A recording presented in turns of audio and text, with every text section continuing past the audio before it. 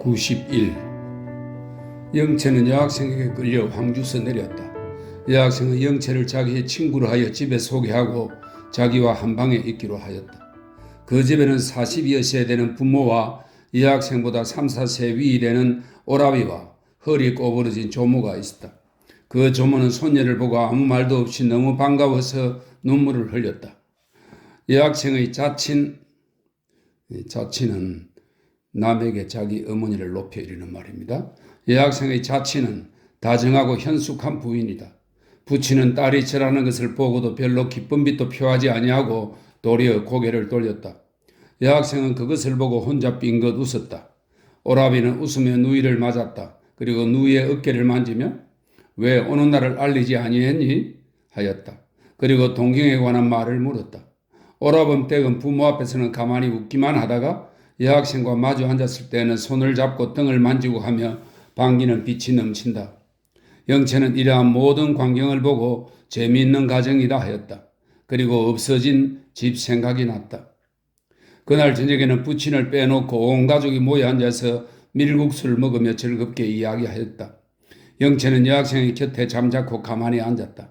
오라비는 영채에 대하여 어려운 생각이 나는지 한참 이야기하다가 밖으로 나가고 여자들만 모여 앉았다. 여학생은 쾌활하게 조모와 모친과 오라범 댁을 번갈아 보아가며 동경서 1년 동안 지내던 이야기를 한다. 조모는 이따금 웃으며 고개를 끄덕끄덕한다. 그 중에도 오라범 댁이 제일 재미있게 듣는다. 모친은 딸의 이야기는 듣는지 마는지 먹을 것만 주선하며 이따금 딸의 하는 이야기에는 상관도 없는 질문을 한다. 딸이 어머니 남의 말은 아니 듣고 하면 왜 안 들어 어서 해라. 하기는 하면서도 또 딴소리를 하여서 젊은 사람들을 웃긴다. 영채도 남을 따라서 웃는다. 실상 모친은 딸의 말을 잘 알아듣지 못한다. 조모는 더구나 알아듣지 못한다. 조모는 웃기도 그치고 하품을 시작한다. 오라범 댁과 영채만이 턱을 받치고 재미있게 듣는다. 얼마 있다가 모친도 졸리는지 눈이 거슴츠레하며 눈물이 흐른다. 일어나 베개를 내려 조모께 드리며 어머님께서는 주무십시오. 그 애들 짓거리는 것은 무슨 말인지 모르겠습니다. 하고 자기도 팔을 베고 눕는다. 두 노인은 잠이 들고 새 청년만 늦도록 이야기를 하였다. 셋은 즐거웠다. 영채도 그 오라범 댁과 친하게 되었다. 그날 저녁에는 셋이 한자리에서 가지런히 누워 잤다. 영채는 늦도록 잠이 아니 들었으나 마침내 잠이 들어서 꿈에 월화를 보았다. 아침에 일어나서는 혼자 웃었다. 죽으러 가던 몸이 어제 저녁에 죽었을 몸이 아직도 살아있는 것을 생각하니 웃었다. 그러나 자기의 전도는 어찌 될는지 걱정이었다. 여학생의 이름은 병욱이라 자기 말을 듣건대 처음 이름은 병옥이었으나 너무 부드럽고 너무 여성적이므로 병목이라고 고쳤다가 그것은 또 너무 억세고 남성적이므로 그 중간을 잡아 병욱이라고 지은 것이라 하며 영채들 하루는 병욱이라면 쓸쓸하죠. 나는 옛날 생각과 같이 여자는 그저 얌전하고 부드러워야 한다는 것을 싫어요. 그러나 남자와 같이 억세고 뻑뻑한 것도 싫어요. 그 중간이 정말 여자에게 합당한 줄 압니다. 하고 웃으며 영채 어여쁜 이름이 왜다. 그러나 과히 여성적은 아니 왜다. 하늘이 있다. 그러나 집에서는 병욱이라고 부르지 아니하고 병옥이라고 부른다. 병옥아 해도 대답은 한다. 병욱은 영채를 매우 재주있고 깨닫기 잘하고 공부 잘한 여자로 알았다. 처음에는 자기의 말을 못 알아들을 듯하여 아무쪼록 알아듣기 쉬운 말을 골라 하였으나 이제는 거의 평등으로 대접한다. 영채는 물론 병욱을 헤아릴 수 없이 이상한 지식과 생각을 많이 가진 사람으로 안다. 그러므로 병욱의 입으로 나오는 말이면 무엇이든지 주의하여 듣고 힘써 해석해 본다. 그래서 2, 3일 내에 병욱의 생각을 대강 짐작하게 되었고 또 병욱의 생각이 자기가 지금토록 하여 오던 생각과는 거의 정반대됨을 깨달았다. 그리고 그 생각이 도리어 합리하는 것 같이 생각하였다. 지금은 차 속에서 병욱이가 하던 말을 잘 깨달아 알게 되었다. 병욱과 영채는 깊이 정이 들었다. 둘이 마주 앉으면 시간 가는 줄을 모르고 이야기에 취하게 되었다. 영채는 병욱에게 새로운 지식과 서양식 감정을 맛보고 병욱은 영채에게 옛날 지식과 동양식 감정을 맛보았다. 병욱은 낡은 것을 모두 싫어하였었다. 그러나 영체의 잘 이해한 사상을 접하며 옛날 사상에도 여러 가지 맛있는 점이 있음을 깨달았다.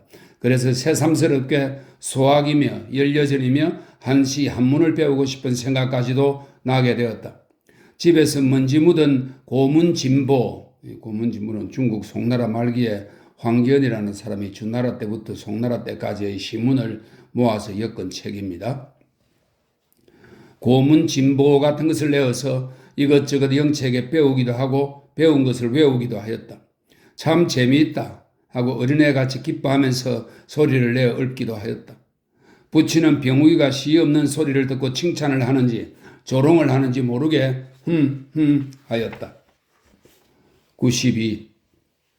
병욱은 음악을 배운다. 한 번은 사연금을 타다가 영체들어, 이 사연금은 현이 4개 있는 현악기인데 여기서는 바이올린을 가리킵니다.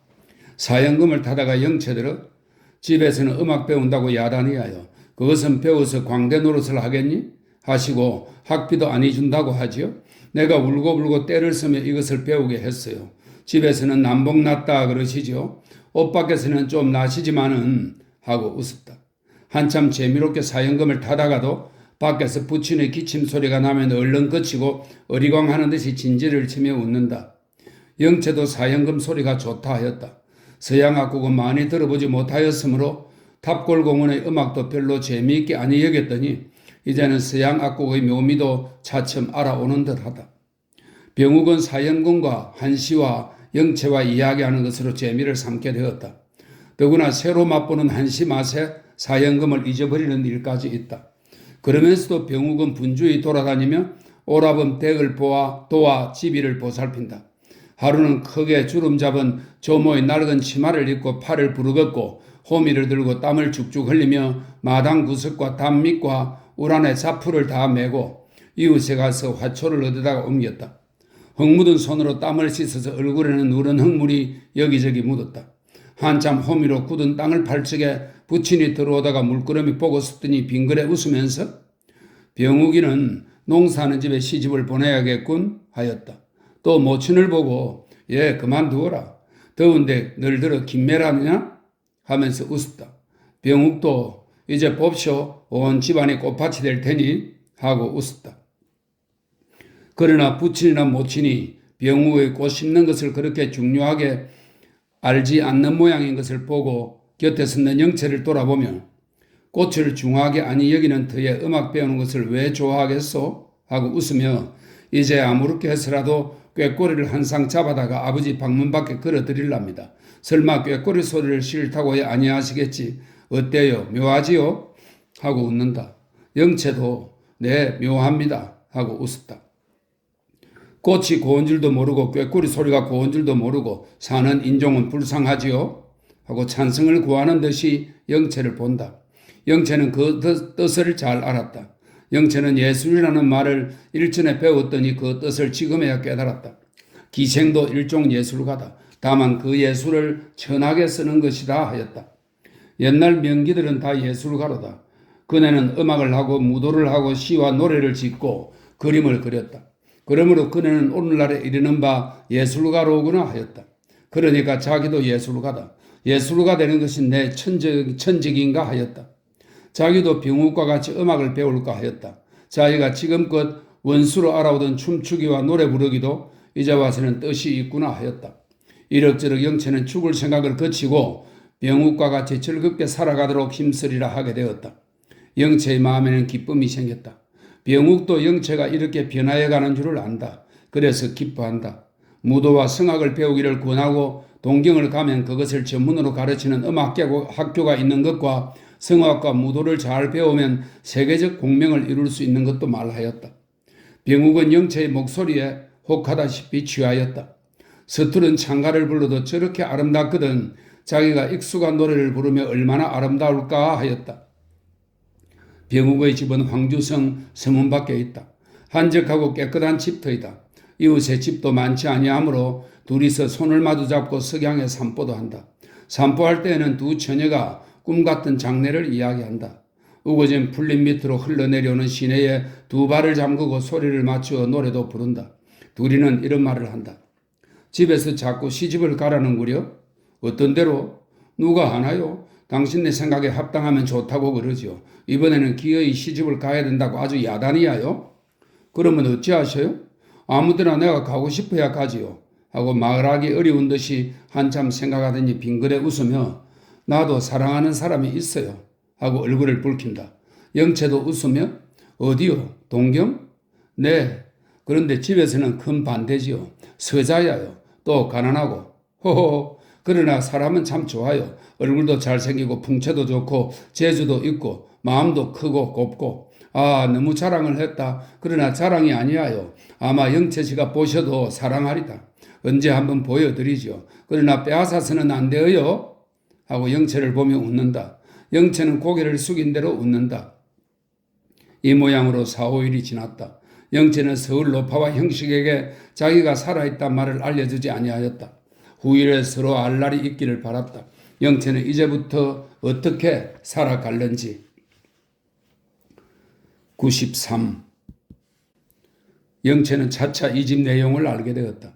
오랫동안 가정이란 맛을 보지 못한 영채에게는 부모 있고 형제 있고 자매 있는 이 가정은 마치 성경같이 즐겁고 행복되어 보이더니 점점 알아본 적 그 속에도 슬픔이 있고 괴로움이 있다.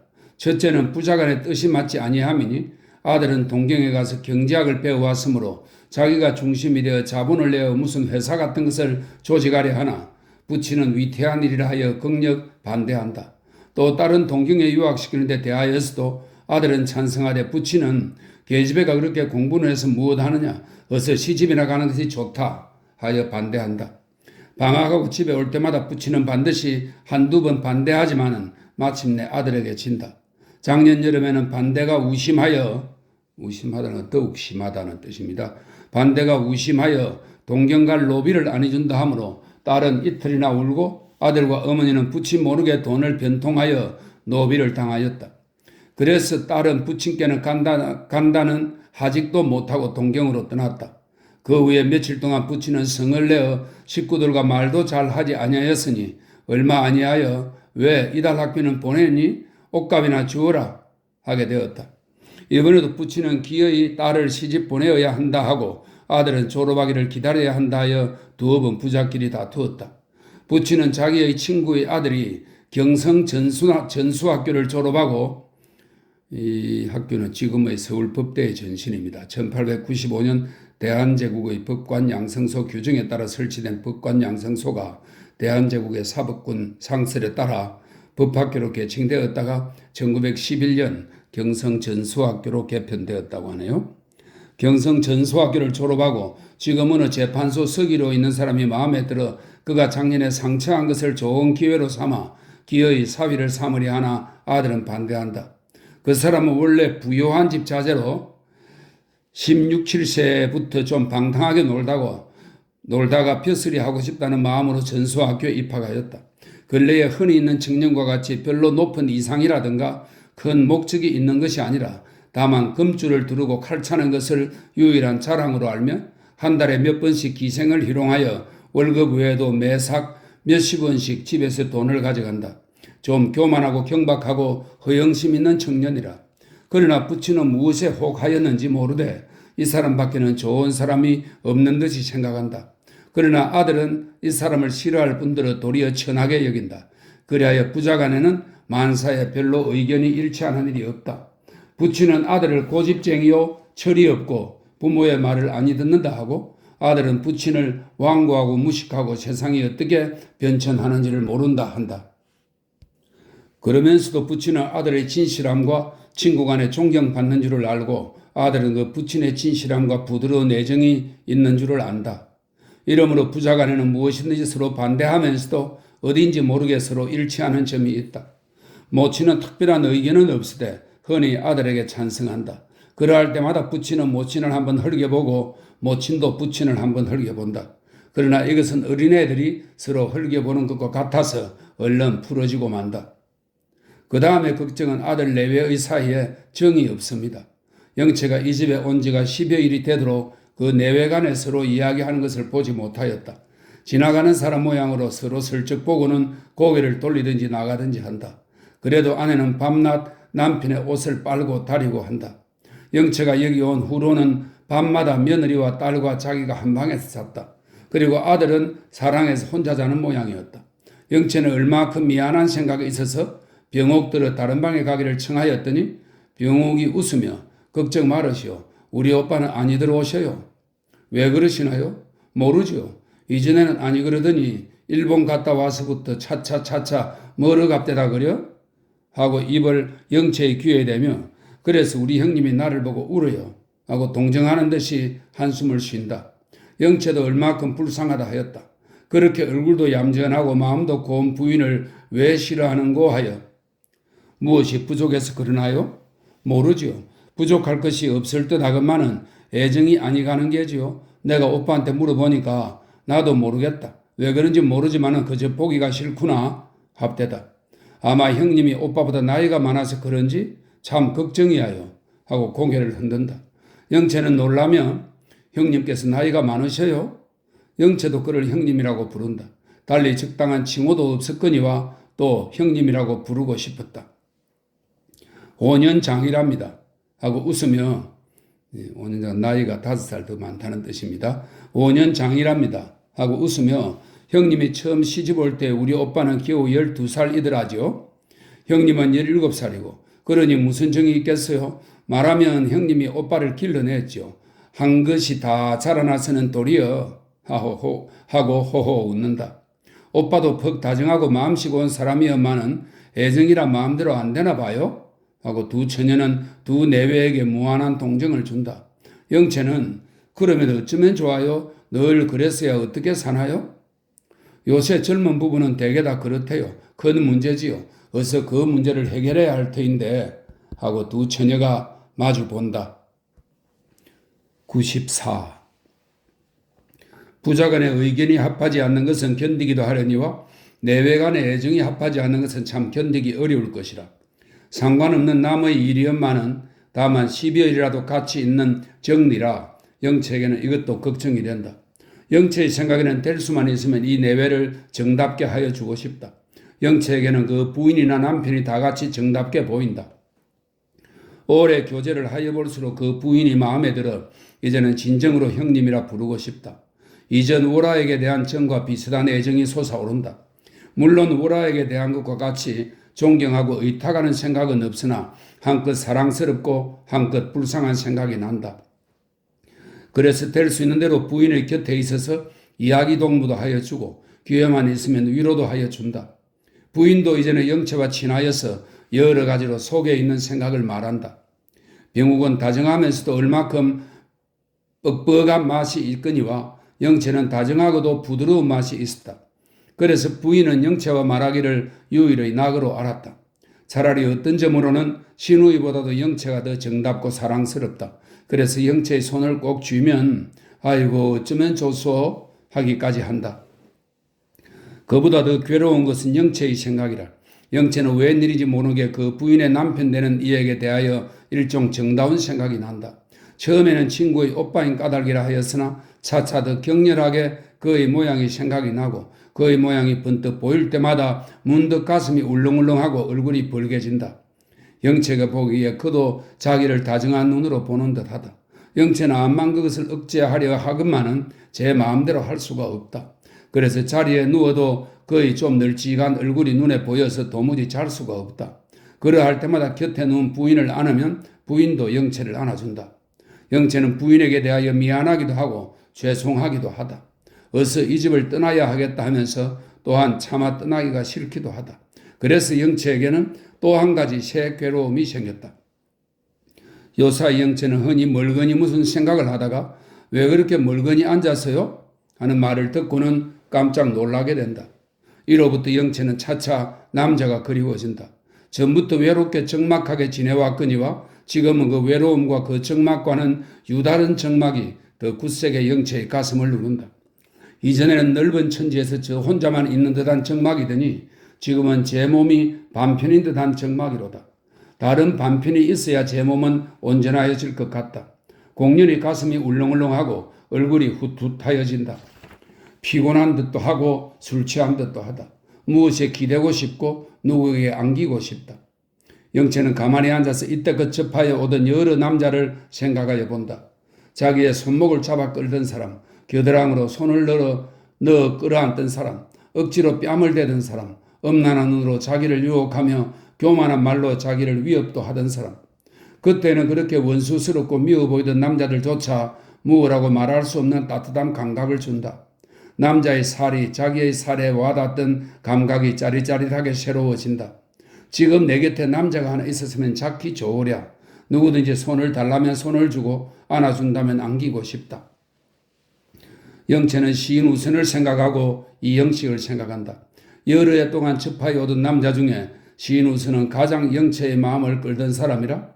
그는 풍채가 좋고 기상이 쾌활하여 어딘지 모르게 사람을 끄는 힘이 있었다. 어떤 날 저녁에 둘이 마주 앉아서 우선이가 영채를 달랠 때에 영채의 마음도 움직임이 아니었다. 당장 그의 가슴에 이마를 대고 저를 거두어 주십시오 하고 싶었다. 그러나 그때 영채는 온전히 몸과 마음을 형식에게 바친 줄로 자신하였으므로 이를 갈고 억제하였다. 실로 그동안 영채는 다른 남자의 모양이 생각에만 떠나와도 큰 죄로 여겨서 제 살을 꼬집어 억제하였다. 이러므로 여태껏 영채는 독립한 한 사람이 아니요 어떤 도덕률의 한 모형에 지나지 못하였다. 노예가 고치를 짓고 그 속에 더럽된 모양으로, 더럽대는 더럽더리다 하는 말인데 밖에 나가 활동하지 않고 안에만 머물다는 뜻입니다. 그 속에 더럽된 모양으로 영채도 알 수 없는 정절이라는 집을 짓고 그 속을 자기 세상으로 알고 있었다. 그러다가 이번 사건에 그 집이 다 깨어지고 영채는 비로소 넓은 세상에 뛰어나왔다. 더구나 기차 속에서 병욱을 만나며 자기가 지금껏 유일한 세상으로 알아오던 세상이 기실 보잘것없는 헛개비에 지나지 못하는 것과 인생에는 자유롭고 즐거운 넓은 세상이 있는 것을 깨닫고 이에 비로소 영채는 자유로운 사람이 되고 젊은 사람이 되고 젊고 어여쁜 여자가 된 것이라. 영채의 가슴에는 이제야 비로소 사람의 피가 끓기 시작하고 사람의 정이 타기를 시작한다. 영채는 자기의 마음이 전혀 변하여진 것을 생각한다. 마치 애초부터 어둡고 좁은 옥 속에서 지내다가 처음 햇빛 있고 바람 불고 꽃 피고 새우는 세상에 나온 것 같다. 영채는 금문고를 타고 바이올린을 울린다. 그러나 그 소리가 모두 다 새로운 빛을 띈다. 그리고 영채의 눈에는 기쁨과 슬픔이 섞인 듯한 눈물이 핑그러 돈다. 95. 형식은 꿈같이 기쁘게 지낸다. 날마다 선영에게 영어를 가르치고 다 가르치고 나서는 여러 가지 이야기를 한다. 선영도 이제는 낯이 익어서 부끄러워하면서도 조금씩 농담도 한다. 그러나 순애는 여전히 웃지도 아니하고 말도 많이 하지 아니한다. 형식은 선영으로 더불어 재미있게 이야기하다가는 우두커니 앉았는 순애를 보고는 문득 말을 거치고 미안한 듯이 슬쩍 순애를 본다. 순애는 형식의 눈을 피하려고도 아니하고 형식이야 자기를 보거나 말거나 전에 보던 데를 보고 앉았다. 이렇게 되면 형식도 말하던 흥이 깨어져서 잠자코 앉았고 선영도 책장만 뒤적뒤적한다. 어떤 때는 순애가 먼저 일어나서 밖으로 나가고 형식과 선영은 가만히 순애의 뒷모양을 본다. 순애는 저 등이 좀 굽은 듯하고 어딘지 모르나 슬픈 빛이 보인다. 그리고 두 사람은 마주보고 웃는다. 웃으면서도 서로 무슨 뜻인지는 모른다. 형식은 아주 세상과 인연을 끄는 모양이 되었다. 학교는 사직하고 학생들도 이제는 놀러오지 아니하고 원래 많지 않던 친구들도 근래에는 오지 아니한다. 우선도 무슨 분주한 일이 있는지 보이지 아니한다. 형식은 깨어서부터 잘 때까지 선영과 미국만 생각한다. 그래도 조금도 적막하지도 아니하고 도리어 더할 수 없이 기뻤다. 형식의 모든 희망은 선영과 미국에 있다. 기생집에 갔다고 남들이 시비를 하고 돈에 팔려서 장가를 든다고 남들이 비방을 하더라도 형식에게는 모두 우스웠다. 천하 사람이 다 자기를 미워하고 조롱하더라도 선영 한 사람이 자기를 사랑하고 칭찬하면 그만이다. 또 자기가 미국에 갔다가 돌아오는 날이면 만인이 자기를 다 우러러보고 공경할 것이다. 장래에 희망이 없는 사람은 자기의 현재를 가장 가치 있는 듯이 보려 하되 장래에 큰 희망을 가진 형식에게는 현재는 아주 가치 없는 것이라. 자기가 경성학교에서 교사 노릇하던 것과 그 학생들을 사랑하던 것과 자기의 생활과 사업에 의미가 있는 듯이 생각하던 것이 우스워 보이고 지나간 자기는 아주 가치 없는 못생긴 사람같이 보인다. 지나간 생활은 임시의 생활이요 이제부터가 참말 자기의 생활인 것 같다. 그래서 형식의 생각에 자기의 전도에는 오직 행복뿐이요 아무 불행도 있을 것 같지 아니하다. 자기의 몸은 괴롭고 혼란한 티끌 세상을 만나서 수천 길 높은 길에 올라선 것 같다. 길에서 만나는 여러 사람들도 이제는 자기와는 종류가 다른 불쌍한 사람같이 보인다. 더구나 이전에는 자기의 동무로 알아주던 주인 노파가 지극히 불쌍하게 보이고 갑자기 더 늙고 쪼그라진 것 같이 보인다. 그러나 빡복한 형식에게는 또 한 가지 걱정이 생겼다. 어떤 사람이 김장로에게 형식의 품행이 방정치 못하다는 말을 하였다. 하루는 장로가 불쾌한 낯빛으로 부인에게 세상에 어디 믿을 사람 있어? 하여 이러한 말을 하였다. 왜요? 형식이가 기생집회를 다닌다는 거려? 부인은 자기가 기생임에 이러한 말을 듣기가 좀 고통이 되었으나 이제는 귀부인이라 그것을 고통으로 여길 체면이 아니라 하여 깜짝 놀라며 그게 무슨 말씀이야요? 네 말을 들으니까 형식이가 다방골 개오량이라든가 하는 기생에게 반해서 날마다 거기 가서 파묻혀 있었다는 거려? 그러다가 탑골 성방이라든가 이 성방은 지금의 서울시 성북구 보문동 대항불교 조계조 직할교구 본사 조계사의 말사인 미타사가 있는데 그 미타사의 별칭이라고 합니다. 탑골 성방이라든가 어디서 누구누구와 그 계집 때문에 다툼이 나서 발길로 차고 때리고 야단이 났더라고. 그뿐만 아니라 개오량이가 형식에게 실증이 나서 평양으로 도망하는 것을 형식이가 따라갔더라고. 내가 그럴 리가 있느냐고 하니까 날짜까지 분명히 알고 확실한 증거까지 있다는 거려 하고 한숨을 쉬며 당초에 내가 이를 경솔하게 하였어. 부인은 깜짝깜짝 놀라며 이 말을 듣더니 아 누가 그래요? 한다. 애지중지하는 딸을 그러한 사람에게 준단 말가 하는 생각이 나서 가슴이 아프다. 그러나 형식의 외모와 말하는 양을 보매 그러한 것 같지는 아니하여서 누가 형식을 험담하느라고 그러는 게지요. 나도 처음에는 그런 줄만 알았구려. 했더니 차차 들어본 적 그 말이 확실한 모양입니다. 우선 형식이가 평양 갔다는 날짜가 꼭 이틀 동안 우리 집에 아니오던 날이오구려. 그래서 경성학교에서도 말하면 내 쫓긴 모양이라는구려. 에구 저런.